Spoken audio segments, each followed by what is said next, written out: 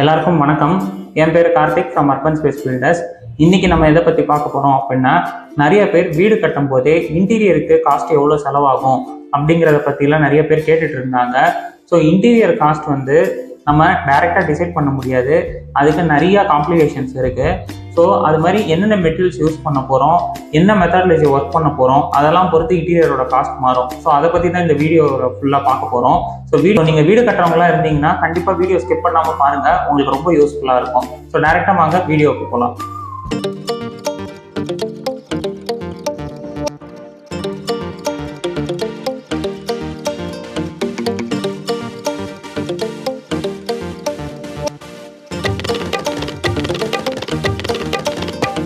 நல்லா அழகா காமிக்கிறது இந்த இன்டீரியர் தான்.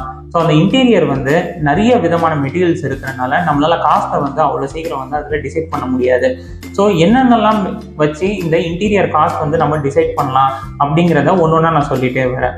ஸோ ஃபர்ஸ்ட் என்னதுன்னு பார்த்தோன்னா, ஒரு இன்டீரியர்னு எடுத்துட்டோம்னா நிறைய மெட்டீரியல் இருந்தாலுமே அதிகமாக யூஸ் பண்ணுற மெட்டீரியல் என்னதுன்னு பார்த்தோன்னா பிளைவுட். ஸோ பிளைவுட் பார்த்தீங்கன்னா அதுலேயுமே நிறைய டைப் இருக்குது, நிறைய திக்னஸில் இருக்குது.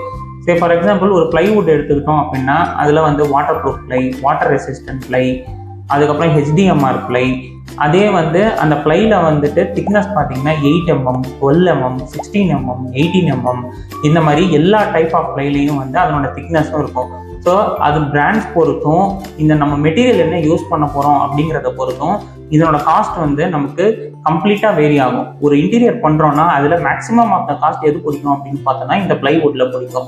ஸோ இதனோட காஸ்ட் பார்த்தோன்னா கிட்டத்தட்ட ஒரு பிளையில் ஒரு ஸ்கொயர் ஃபீட் 65 ரூபாலேருந்து கிட்டத்தட்ட 150 ரூபா வரைக்கும் இந்த பிளையோட காஸ்ட் வேரியேஷன்ஸ் இருக்கும். ஸோ அதனால் நம்ம என்ன பேஸ் மெட்டீரியல் சூஸ் பண்ண போகிறோங்கிறத நம்ம கிளியராக இருக்கணும், என்ன பிராண்ட்ஸில் யூஸ் பண்ண போகிறோம் அப்படிங்கிறத கிளியராக இருக்கணும். ஸோ இது ஃபர்ஸ்ட் திங். ரெண்டாவது என்னது அப்படின்னு பார்த்தோம்னா, ஸோ அந்த பிளை மேலே ஒட்டுற லேமினேட் அப்படின்னு சொல்லுவோம். ஸோ அந்த லேமினேட் பார்த்தீங்கன்னா லேமினேட் ஆயிரக்கணக்கில் டிசைன்ஸ் இருக்குது. அதே மாதிரி அதனோட திக்னஸ் பார்த்தீங்கன்னா 0.8 mmலேருந்து 1.2 mm, இன்னும் சில இடத்துல பார்த்தீங்கன்னா 3 mm வரைக்குமே அந்த திக்னஸ் இருக்குது. So gloss finish, matte finish, அதே மாதிரி ஒரு ப்ரௌச்சர் நம்ம எடுத்தோம்னா அதிலே டிசைன்ஸ் பொறுத்து அதோட காஸ்ட்டும் வேரி ஆகும். ஸோ நிறைய டிசைன்ஸ் இருக்கிறனால நம்ம எந்த இடத்துக்கு எந்த லேமினேட் பர்டிகுலராக யூஸ் பண்ண போகிறோங்கிறத தெரிஞ்சுட்டு பண்ணாதான் நம்மளால் அந்த காஸ்ட்டை ஃப்ரீஸ் பண்ண முடியும். ஸோ ஒரு இன்டீரியர்னு எடுத்துக்கிட்டோம்னா மேஜராக நம்ம வாங்க போகிற பொருள் என்னதுன்னு பார்த்தோன்னா, ஒன்று பிளைவுட், இன்னொன்று இந்த லேமினேட். ஸோ இந்த ரெண்டுமே என்ன பிராண்டு என்ன ஸ்பெக்கில் யூஸ் பண்ண போகிறோங்கிறத ரொம்ப கிளியராக இருக்கணும். அப்போதான் ஓரளவுக்கான காஸ்ட் நம்மளால கண்டுபிடிக்க முடியும். ஸோ இதுக்கடுத்து என்னதுன்னு பார்த்தோம்னா, நம்ம என்ன மாதிரியான ஒர்க்கு பண்ண போகிறோம்.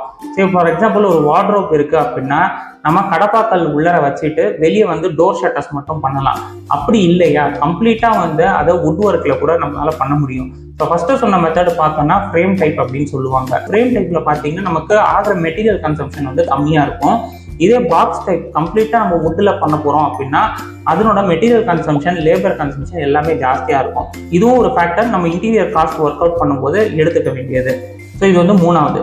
ஸோ இதுக்கப்புறம் என்னதுன்னு பார்த்தோன்னா, டிசைன்ஸ் என்னென்னலாம் கொடுக்க போகிறோம். ஒரு குரூப் பேட்டர்ன் கொடுக்க போகிறோமா, CNC கட்டிங் பண்ண போகிறோமா, உள்ளர லைட்டிங்ஸ் யூஸ் பண்ண போகிறோமா, ஆக்சசரிஸ் என்னென்னலாம் யூஸ் பண்ண போகிறோம். இப்போ கிச்சனில் எடுத்தோன்னா நம்ம கட்லரிஸ் என்னென்ன வைக்க போகிறோம். அதே மாதிரி அந்த ஆக்சசரிஸ்லேயே பார்த்தோம்னா இன்னைக்கு லேட்டஸ்ட் டெக்னாலஜியாக கட்லரி யூனிட்ஸ்லேருந்து ஹைட்ராலிக்ஸ் யூஸ் பண்ணுற மாதிரியான ஆக்சசரிஸ் வரைக்கும் இருக்குது. ஸோ அதோட காஸ்ட் எல்லாம் பார்த்தீங்கன்னா நம்ம செலக்ட் பண்ணுற மெட்டீரியலை பொறுத்து அதனோட காஸ்ட் டோட்டலாக வேரி ஆகும். அண்ட் அது போக ஹேண்டில்ஸும் பார்த்தீங்கன்னா ஆயிரக்கணக்கில் டிசைன்ஸ் இருக்குது. ஸோ இதெல்லாம் பொறுத்து தான் இந்த இன்டீரியர் காஸ்ட் நம்மளால கண்டுபிடிக்க முடியும். ஏன்னா இன்டீரியரில் பார்த்தோன்னா நம்ம கிரியேட்டிவிட்டிக்கு ஏற்ற மாதிரி நிறைய டிசைன்ஸு, நிறைய கலர்ஸில் நம்மளால பண்ண முடியும். ஸோ இதெல்லாம் தெரிஞ்சால் மட்டும்தான் நம்ம இன்டீரியர் காஸ்ட் ஓரளவு கண்டுபிடிக்க முடியும். ஸோ அதனால தான் எப்பயுமே ஒரு கன்ஸ்ட்ரக்ஷன் பண்ணும் போதே நம்மளால இன்டீரியர் காஸ்ட்டை அக்யூரேட்டாக சொல்ல முடியாது. அட்லீஸ்ட் நம்ம பிளான் முடித்த பிறகு எங்கே என்ன வைக்க போகிறோம் அப்படிங்கிறத தெரிஞ்சால் மட்டும்தான் நம்மளால ஓரளவு இன்டீரியர் காஸ்ட் நம்மளால கண்டுபிடிக்க முடியும். ஹோப் நீங்கள் வீடு கட்டுறவங்களா இருந்தீங்கன்னா இந்த வீடியோ உங்களுக்கு யூஸ்ஃபுல்லாக இருந்திருக்கும்னு நினைக்கிறேன். அண்ட் இந்த வீடியோ இவ்வளோ தூரம் பார்த்ததுக்கு ரொம்ப ரொம்ப நன்றி. மறக்காமல் நம்ம சேனலை சப்ஸ்கிரைப் பண்ணுங்கள், பக்கத்தில் இருக்க பெல் ஐக்கனையும் ப்ரெஸ் பண்ணுங்கள். அண்ட் இந்த வீடியோ பிடிச்சிருந்தா லைக் பண்ணுங்கள். எங்களுக்கு இந்த மாதிரியான யூஸ்ஃபுல் கண்டென்ட்ஸ் பண்ணுறதுக்கு எங்களுக்கு ரொம்ப மோட்டிவேட்டிங்காக இருக்கும். And thank you so much for வாட்சிங். பை.